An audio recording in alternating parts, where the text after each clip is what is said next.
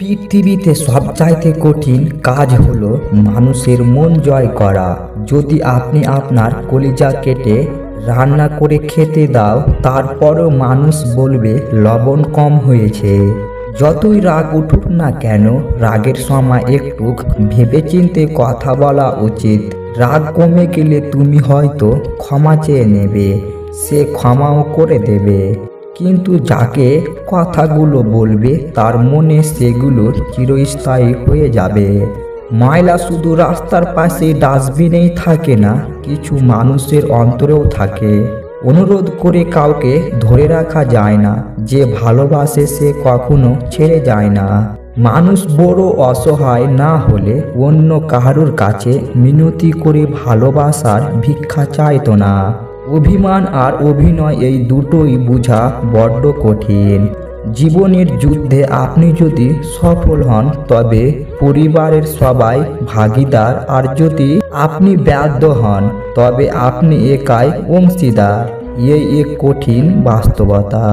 একজন ছেলের সবচেয়ে বড় শত্রু তার বন্ধু।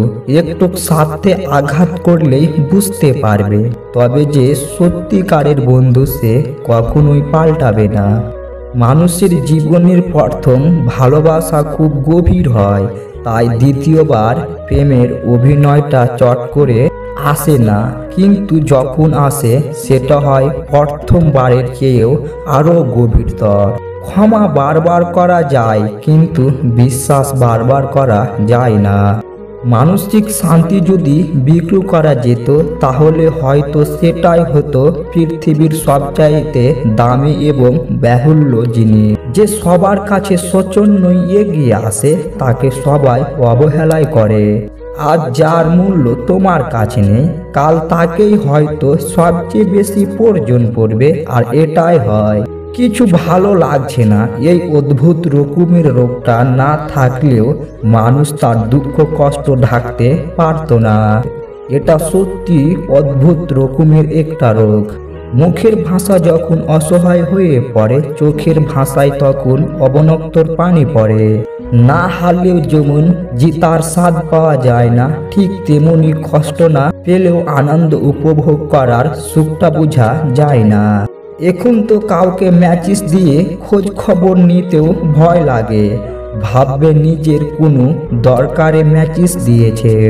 যে ঘর থেকে বেরিয়ে যায় সে সন্ধ্যা হওয়ার আগে ফিরে আসে, যে মন থেকে বেরিয়ে যায় সে আর কখনো ফিরে আসে না। নিজের পায়ে একবার দাঁড়ালে কাঁধে হাত রাখা মানুষের অভাব হয় না। রক্তর সম্পর্ক তখন ভাঙে স্বার্থে যখন আঘাত লাগে। কখনো কখনো বিনা মেকআপেও অনেক নারীকে অপরূপ সুন্দর লাগে, যেমন আমাদের সবার মা। প্রেম ও ইবাদত গোপন, যতটুকু প্রকাশ পায় তা লোক দেখানো। যে সম্পর্ক তৈরি হয় লোভে, সে সম্পর্ক শেষ হয় বিক্ষোভে। খেললে হারবে, হারলে শিখবে, আর শিখলে জিতবে।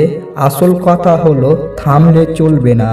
সম্মান করতে শিখুন ওই মানুষগুলোকে যাদের সাথে খারাপ ব্যবহার করেছেন, কিন্তু বিনিময়ে আপনার সাথে খারাপ ব্যবহার করেনি কিংবা করে না। আজ ভিডিওটি এ পর্যন্ত বন্ধুরা। ভিডিওটি ভালো লাগলে লাইক করবেন আর সাবস্ক্রাইব করে আমাদের পাশে থাকবেন। আসসালামু আলাইকুম অল ফ্রেন্ডস, সবাই ভালো থাকুন।